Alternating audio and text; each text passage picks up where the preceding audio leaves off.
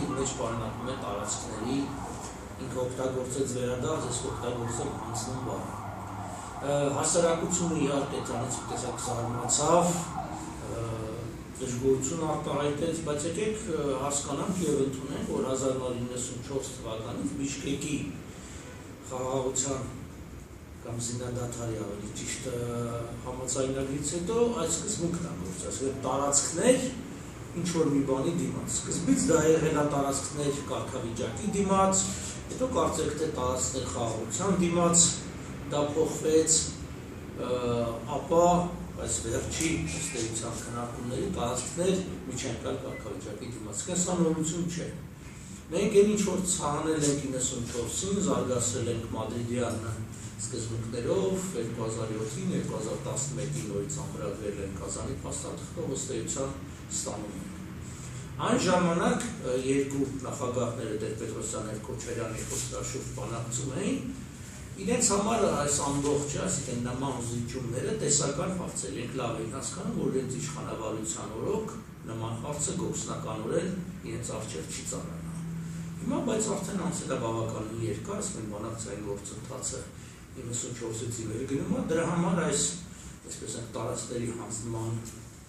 ուխտը, չարագույժ ուխտը չոքել է Սերժ Սարգսյանի դրանը։ Սերժ Սարգսյանը 2008-ին որ գալիս էր իշխանության, ինքը լավ գիտեր, որ իրեն ինչ է սպասվում, այնպես որ անկախ նրանից այսպես ասած մեղավորության արմատները որտեղից են գալիս, իսկ դա գալիս է ըստեյության ամենասկզբից միևնույն է պատասխանատու լինելու է Սերժ Սարգսյանը, եւ ինքն այսօր պատասխանատու է սահմանադրում լինելով երկրի նախագահը։ Անձամբ ինձ համար դա ընդունելի չի, կարծում եմ հասարակության մեծ մասի համար ընդունելի չի, որտեղ առաջինը մենք սկզբունքորեն համաձայնել ենք փոխզիջումների տարբերակով հարցեր լուծել, բայց սա, այսինքն այս լուծման ձևը բնավ փոխզիջում չի, սա նշանակում է ընդունել պարտություն հաղթելուց հետո։ Ինչու պարտություն, որովհետև թեև համանախագահները մշտապես եւ Լավրովն է նշել եւ Օղրիկը, որ պիտի այնպիսի լուծում լինի, որը ոչ հաղթողներ, ոչ պարտողներ չունենա, բայց ակնհայտ է, եթե հայկական կողմը զիջում է առաջի փուլում 5 շրջան, հետո 2 շրջան առանց, ասենք Լաչինի Միջանցքի, հետո փախստականների վերադարձ, հետո ինչ-որ մի անորոշ ժամանակում կարգավիճակի հստակեցում, ակնհայտ է, որ դա տեղի չի ունենա։ Այսինքն հանուն խաղաղության արվող զիջումները ոչ թե կբերեն խաղաղության, այլ կբերեն ավելի սաստիկ պատերազմի։ Հետևաբար մեր ընտրությունը շատ չի, մեր ընտրությունը ըստ իս դա վատի եւ ավելի վատի միջև է, վատը ներկա վիճակն է, որտեղ զոհեր կան, տնտեսական շրջափակում կա, հազար տեսակ խնդիրներ կա, բայց եթե մենք զիջում ենք այդ շրջանները, այսպես կոչված վերում ենք կարգավորման, դա ավելի վատ կարգավիճակի է բերում, ավելի վատ վիճակի է բերում, որովհետև Լեռնային Ղարաբաղը դառնում է խոցելի,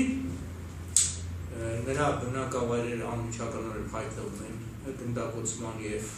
հրետակոծման տակ, հավատալ, որ Ադրբեջանը երբևէ կատարի իր խոստումը ցավոք սրտի նախընթացը մեզ նման հույսեր չի տալիս, հետևաբար մեր միակ վիճակը այն պիտի լինի, որ բարելավելով երկրի ներքին ներքաղաքական տնտեսական ցուցանիշները փորձենք դիմակայել եւ դիմակայել։ Այսինքն եթե պատերազմը խուսափելի է, ավելի լավ պատերազմը ընդունել ներկա դիրքերով, քան ավելի խոցելի եւ վատ։